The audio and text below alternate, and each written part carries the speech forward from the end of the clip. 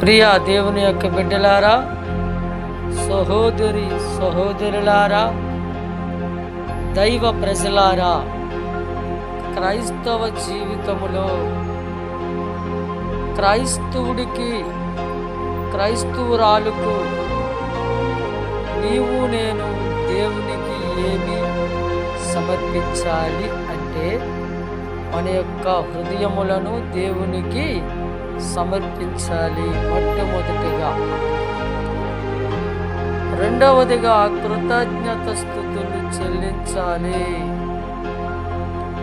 మూడవదిగా మహిమ ఘనత ఆయనకు చెల్లించాలి. నాలుగవదిగా ప్రార్థనను సమర్పించాలి. ఐదవదిగా మన యొక్క శరీరములను అర్పించాలి.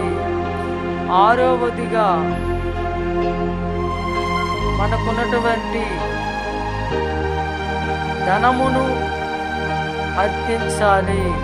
నా ప్రియ దేవుని యొక్క బిడ్డలారా, ఈరోజు మనము బ్రతికి ఉన్నామంటే ఆయన ఇచ్చిన ఉచితమైన కృప, ఆశీర్వాదం.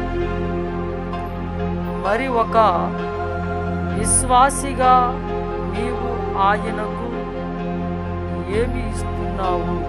ఒక విశ్వాసిగా, విశ్వాసురాలుగా ఆయన కొరకు నీవు నేను ఎటువంటి త్యాగము చేస్తూ ఉన్నాము? ఒక్కసారి ఆలోచించుకో, ఆత్మ పరిశీలన చేసుకో.